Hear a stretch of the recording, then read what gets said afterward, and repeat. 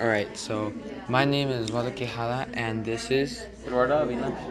and we will be talking about our two slashing, hash slinging, the trash bringing, the hash singing, the sash singing, amazing scientists, Their names are Erwin Schrodinger and Louis Louis de de Broglie. Broglie. So let's cut to the chase. Starting off with Schrodinger. Erwin Schrodinger was born on August 12, 1887, in Vienna, Austria. He later died on January 4th, 1961, in his hometown.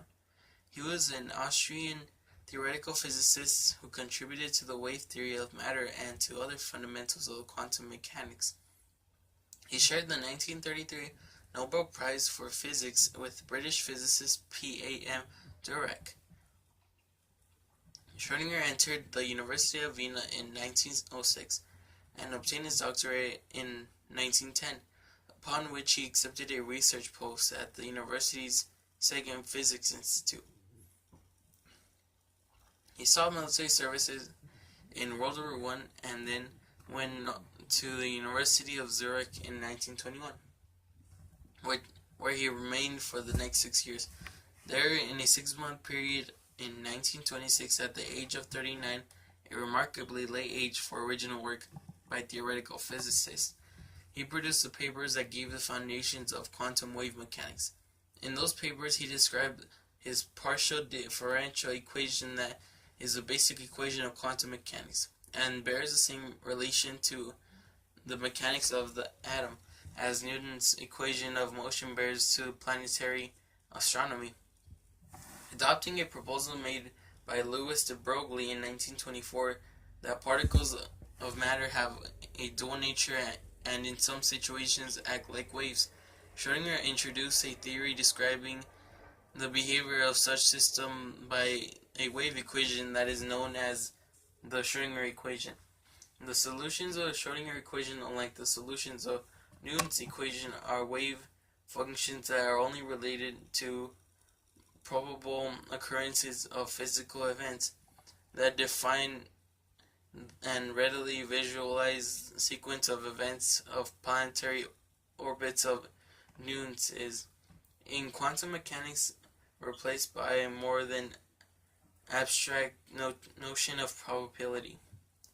This aspect of the quantum theory made by Schrodinger and several other physicists profoundly unhappy, and he devoted much of his later life to formulating philosophical objections to generally accepted interpretations of the theory that he had done so much to create.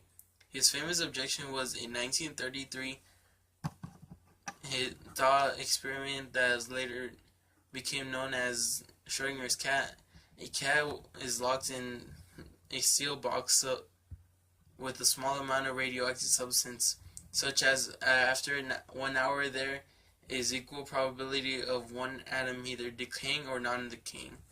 If the atom decays, a device smashes a vial of poisonous gas, killing the cat. However, until the box is open and the atom's wave function collapses, the atom's wave function is in a superposition of two states, decaying and non-decaying. Thus, the cat is in a superposition of two states, alive and dead. Schrodinger thought that this outcome was quite ridiculous, and how the fate of the cat has been determined as a subject of debate among physicists. And with that out of the way, we can now transition to Oswaldo and his part with Louis de Broglie. We will now be talking about Louis de Broglie. His full name is Prince Louis de Broglie, and he is of the French Academy, permanent secretary of the Academy of Sciences, and professor at the Faculty of Sciences at Paris University. He was born in Dieppe on the 15th of August, 1892. His father is Victor Duc de Broglie. You see the de Broglie part? Yeah, okay. And his mother is Pauline de Armali. They both got the D on it, D, yeah, okay. He passed his school leaving certificate in 1909. He applied himself first to literary studies, and he took his degree in history in 1910. and he added this liking for his science prevailed. He studied for a science degree, which he gained in 1913. However, he had to be in the military service and was posted to a wireless section of the army where he remained in the whole war from 1914 to 1918. He was stationed at the Eiffel Tower and he devoted his spare time to studying technical problems. At the end of the war, he continued his studies of general physics, and he also took a liking in experimental work carried out by his elder brother Maurice and his co-workers. He specialized in theoretical physics and in particular in the study of problem solving involving quanta. In 1924, he delivered a thesis of research called Recherches sur la théorie des quanta, which means researches on the quantum theory, and which gained him his doctorate degree. And after that, when he discovered that, that drove other people, for example, like in 1927, Davison and Germer, they discovered the electron diffraction by crystals. They got that because they're influenced by de Broglie's findings on the quantum theory. So basically, de Broglie was the true MVP. He was good. He like invented all this, and he founded this. And because of that, he influenced other people to continue to find better stuff. And after he maintained his thesis, he continued to publish original work on the new mechanics. Louis de Broglie took up teaching duties on completion of 2 years of free lectures, and his purposes of the institute is to teach and develop mathematical and theoretical physics. Between 1930 and 50, Louis de Broglie's work has chiefly devoted to the study of various extensive of wave mechanics. Because a little time before, he also invented wave mechanics. After Davison and Germer found the electron diffraction, it caused a combined and to make wave mechanics.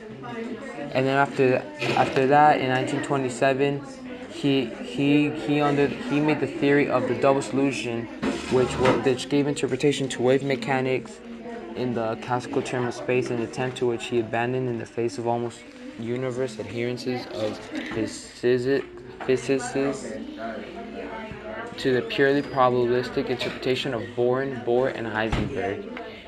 In 1929, he was awarded the Henry Poincaré Medal.